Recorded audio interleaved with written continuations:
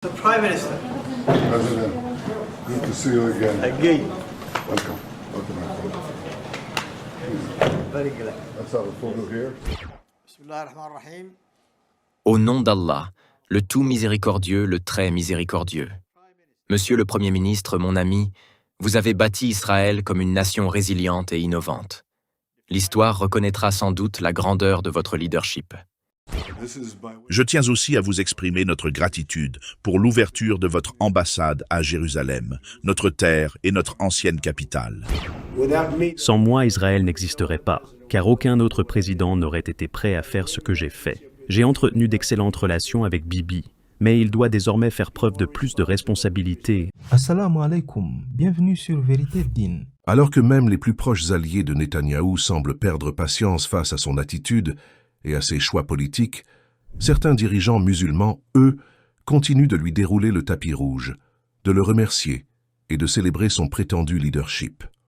Au moment où le monde entier débat de la dévastation de Gaza, des milliers de victimes civiles au Liban et des accusations qui pèsent sur le gouvernement de Netanyahou, le président du Somaliland s'est rendu en Israël pour lui rendre hommage et a accepté l'ouverture d'une ambassade à Jérusalem, une ville que les Palestiniens revendiquent également comme leur capitale. Pour beaucoup, cette visite n'apparaît pas comme un simple geste diplomatique. Comment un dirigeant musulman peut-il justifier un tel rapprochement avec un homme accusé par le monde entier d'être le principal responsable de la tragédie que vit aujourd'hui Gaza? Comment expliquer un tel geste alors que la question palestinienne demeure l'une des préoccupations majeures du monde musulman? For 35 years, Cela fait plus de 35 ans que nous demandons au monde de nous reconnaître. Aujourd'hui, je viens remercier Israël et vous-même pour avoir été le premier à reconnaître notre indépendance. Voir un dirigeant musulman adresser des éloges à Benjamin Netanyahou a suscité une profonde incompréhension. Mais ce qui va suivre est peut-être encore plus surprenant. Le président Abdullahi ne se contente pas de remercier Netanyahou pour son soutien. Il va encore plus loin en établissant un parallèle entre le combat d'Israël contre les Palestiniens et celui du Somaliland contre la Somalie. Selon lui, les deux pays partageraient une histoire semblable, celle d'une nation qui se bat pour sa survie, sa sécurité et sa reconnaissance internationale, malgré le refus de certains pays de reconnaître leur légitimité. Pour défendre cette idée, il présente Israël comme un exemple de résilience, de force et de réussite, et suggère que le Somaliland suit aujourd'hui un chemin similaire. Une comparaison qui risque de choquer de nombreuses personnes, car elle place sur un même plan la cause du Somaliland et celle d'un État dont les actions en Palestine sont dénoncées par une grande partie du monde. Écoutons ces paroles. it is a great honor C'est un grand honneur et un grand plaisir pour moi et ma délégation, Monsieur le Premier ministre, d'être à Jérusalem en ce moment. Monsieur le Premier ministre, mon ami, ce n'est pas notre première rencontre. Vous avez fait preuve de courage en voyant la réalité telle qu'elle est, et non telle qu'elle est souvent trahie, et en reconnaissant le succès là où il existe. L'histoire reconnaîtra sans doute la grandeur de votre leadership. Monsieur le Premier ministre, dans le même temps, vous avez fait d'Israël une nation définie par la résilience, l'innovation et la force stratégique. Nos deux nations partagent l'expérience de la construction de la stabilité dans des conditions difficiles, et cela constitue une base solide pour notre partenariat. a strong foundation for our partnership. Benjamin Netanyahou, quant à lui, a présenté cette rencontre comme un moment historique. Bibi s'est félicité du fait qu'Israël soit devenu le premier pays à reconnaître officiellement le Somaliland. Mais au-delà de l'annonce diplomatique, c'est surtout le contraste qui a frappé de nombreux internautes. D'un côté, un dirigeant qui affirme soutenir le droit d'un peuple à être reconnu sur la scène internationale.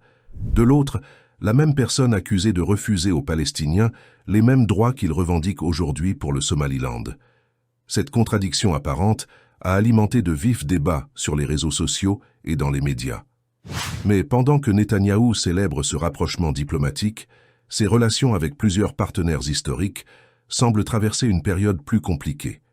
Le cas le plus marquant est sans doute celui de Donald Trump, l'homme qui a pourtant offert à Israël certains des plus grands cadeaux diplomatiques de son histoire.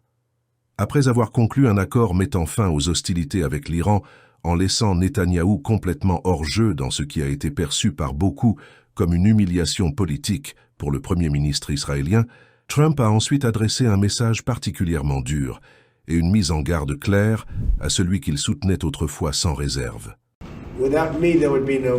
Sans moi, Israël n'existerait pas, car aucun autre président n'aurait été prêt à faire ce que j'ai fait. J'ai toujours entretenu d'excellentes relations avec Bibi, mais il se doit désormais d'être plus responsable envers le Liban. Le Liban était un grand pays où l'on trouvait des professeurs, des médecins, des avocats. Le Liban était un haut lieu de l'intellect, mais aujourd'hui, la situation est catastrophique.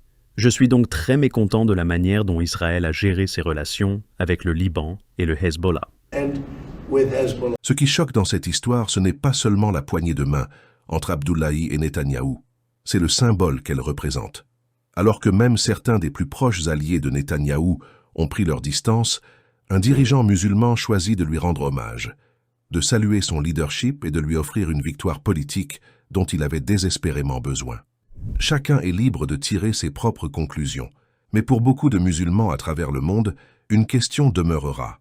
Comment peut-on applaudir celui que tant de familles palestiniennes considèrent comme responsable de leur souffrance? L'histoire rendra son jugement. Laissez-moi votre avis dans les commentaires. Merci pour votre temps. Assalamu alaikum.